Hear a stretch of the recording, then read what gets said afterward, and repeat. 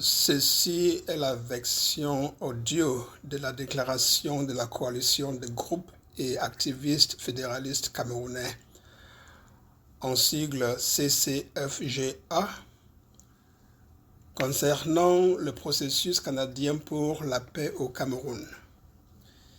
Sa version écrite a été rendue publique le 30 janvier 2023. Cet enregistrement sonore vous est proposé par le président du comité de gestion de la coalition, Dr Simon Munzu. Depuis plus de 6 ans, les régions du nord-ouest et du sud-ouest du Cameroun sont ravagées par un conflit armé. Pendant ce temps, de nombreuses voix au pays et à l'étranger n'ont cessé d'appeler à un règlement négocié permettant de mettre fin au conflit et de rétablir la justice, la paix et la normalité dans ces deux régions. C'est donc avec joie, espoir et optimisme que la coalition de groupes et activistes fédéralistes camerounais a reçu l'annonce par la ministre canadienne des Affaires étrangères le vendredi 20 janvier 2023 d'un accord entre le gouvernement du Cameroun et les groupes armés séparatistes pour engager un processus de résolution globale, pacifique et durable du conflit en cours par le biais d'un dialogue substantiel et inclusif. La volonté des belligérants de dialoguer est un premier pas salutaire vers un règlement définitif du conflit armé.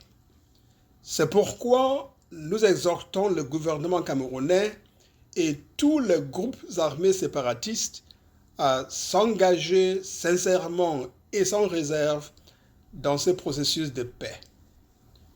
Le chemin vers un résultat final peut s'avérer long, tortueux et angoissant. Pourtant, la raison finira par l'emporter et la justice, la paix et la normalité reviendront dans les régions du sud-ouest et du nord-ouest. La CCFGA félicite le gouvernement du Canada pour avoir accepté le mandat de faciliter ce processus. Nous notons avec satisfaction le soutien spontanément exprimé à cette entreprise par de nombreuses voix et parties prenantes au Cameroun comme à l'étranger, y compris des acteurs majeurs de la scène internationale. Même si le gouvernement camerounais estime que, je cite, « il appartient d'abord au peuple camerounais, aux institutions et aux dirigeants qu'il s'est librement donné de rechercher des voies et moyens appropriés pour la résolution des problèmes auxquels notre pays est confronté. » Fin de citation. Nous pensons que cette position du gouvernement n'est pas incompatible avec l'implication des partenaires extérieurs aux efforts de résolution du conflit dans les régions du sud-ouest et du nord-ouest.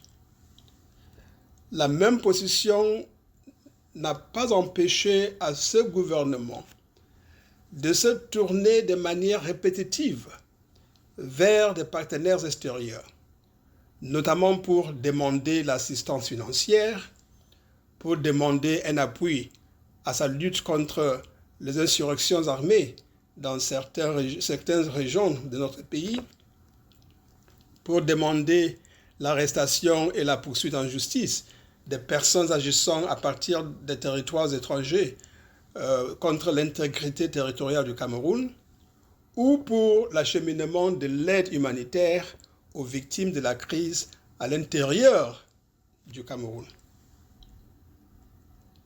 Nous relevons que tout comme la recherche de la justice et de la paix dans le cadre du processus qui vient d'être déclenché, la résolution de tous ces autres problèmes a toujours été, elle aussi, avant tout, de la responsabilité du peuple, des institutions et des dirigeants camerounais. Nous félicitons également le facilitateur du processus de paix qui s'annonce d'avoir mis en lumière le sort des victimes civiles de la crise dans les régions du Nord-Ouest et du Sud-Ouest, notamment les plus de 6 000 morts, plus de 800 000 déplacés internes, des dizaines de milliers de réfugiés et 600 000 enfants privés d'éducation. Ceci est un rappel révélateur que le gouvernement camerounais et les groupes armés séparatistes ne sont les seules parties prenantes ni de la crise, ni de la recherche de la justice, de la paix et de la normalité dans les régions du Nord-Ouest et du Sud-Ouest. Sont également intéressées les populations de ces deux régions en particulier et les Camerounais dans leur ensemble.